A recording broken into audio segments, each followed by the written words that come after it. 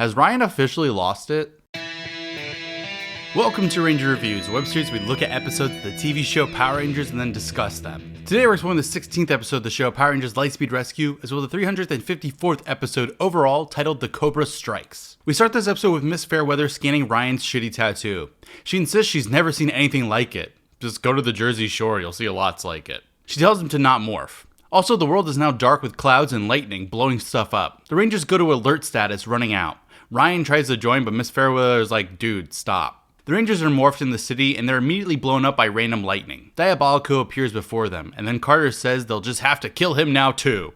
They rush forward, firing, but he disappears. Then his staff comes out of nowhere, blowing them up again. He's back, laughing at them. From the ground, the Rangers struggle.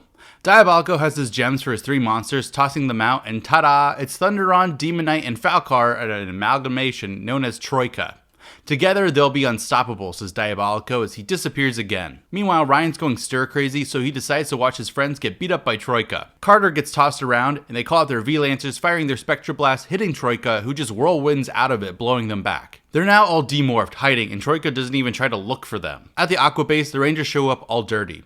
They complain about how hard that fight was to Mitchell, and they're walking through the halls talking about what happened. Ryan shows up asking if they're okay, and Dana's like, we're fine. And Ryan says he's useless like this. Yeah, you are. He decides he needs to stop that Cobra by himself. He overhears some lady walking by talking about the desert, which makes him climb up a ladder. Diabolico tells Banshira that he won't fail or whatever, like we get it. The Rangers are still complaining about how nothing is working, and Missile suggests the battle boosters. And Miss Fairweather says that they're almost ready. Dana then comes in saying that she can't find Ryan anywhere. They get a call that Troika has returned, and Miss Fairweather will get the battle boosters ready. Troika's in the city, claiming he'll blow stuff up until the Rangers show up. I mean, that's fair. The morphed Rangers show up, evacuating people. They then take out their rescue blasters in baton mode, which do nothing. They just get their asses handed to them. Troika and Carter talk crap, but Carter's really losing here hard. Joel manages to toss Troika away, but then they're just fired on. In the science lab, people are doing science. Miss Fairweather says there's no time, so they energize their morphers and they get their new battle boosters. Woo! They type in 478, activate. Lights, woo. Carter rushes forward and his new strong hand just punches Troika's sword in half and then punches him. Ryan is in the desert and he claims Diabolico told him about the Cobra's lair. When? He goes down and we're just back to episode 1 now. He claims that if he destroys the Cobra, the curse will be broken. He then just yells at a statue on the wall. The Cobra's eyes glow and dun dun dun, he's a repurposed Snizzard from season 1.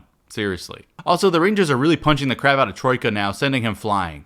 They put in 555, activating booster beams, which fire at him, knocking him back. Carter says you can't beat the Power Rangers, despite them getting beaten like 10 minutes ago. Diabolico shows up pissed off and he just grows giant. The Rangers call it the Super Train Megazord, and now Ryan's fighting this weird-ass Cobra thing. The Rangers use their missiles and blasters on Diabolico, but shocker, it does nothing. He fires on them and Ryan's also getting tossed around. His tattoo is even glowing. Why? Who knows? He decides now is the time to die, morphing. R.I.P. Ryan. Just kidding, he's not dead, he's just still fighting. Diabolico comes down hard on the Super Train Megazord, but they catch his staff somehow getting up. Diabolico then wants to show them real power, firing a legit hole all the way through the Super Train Megazord, and they fall back exploding. Meanwhile, Ryan's still losing. In the Aqua Base, Mitchell calls for the rescue Zords, and the Rangers are apparently alive and abandoning the Super Train. They form the Lightspeed Megazord. Ryan isn't doing well still, getting yeeted into a rock, and now he's demorphed. Apparently this monster's brother Cobra on Ryan's back will finish the job, and it's close to his neck. Ryan then just jumps out of the way of a blast and he tosses his axe that he dropped earlier, hitting a pillar, and apparently that was all just what was needed to kill the Cobra, who just evaporates. His tattoo is gone now. Well, that was pretty deflating for an ending. He leaves. The Rangers are using their Lightspeed Megazord Saber on Diabolico, but doesn't do anything. Diabolico then boldly claims to be invincible, hitting the Lightspeed Megazord back in an absolutely beautiful shot. But here's Ryan with a Max Solar Zord, and first Mitchell yells at him about the Cobra, but Ryan lets him know he took a shower and scrubbed it off. Miss Fairweather is ready to show Diabolico some real fireworks, so the Rangers put in their battle boosters, and with a 356 code, they form the Lightspeed Solar Zord, aka they put their two toys together. There's no way this Max Solar Zord is more powerful than the Super Train though, right? They land ready to fight Diabolico. They then just start gliding, firing on Diabolico, and they're able to dodge attacks decently well like this, surprisingly. Diabolico is then not there, but then he is coming out of the smoke.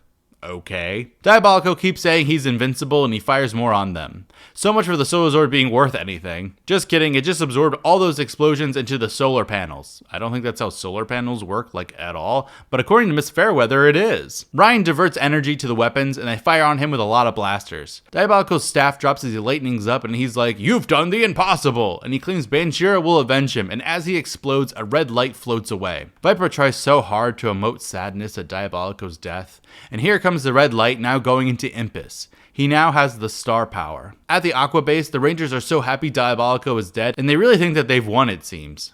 Mitchell comes in and he proposes a toast to Mariner Bay. Yeah, forget you, Power Rangers. The alarms then go off and it's no drill. Mitchell claims they don't have drills.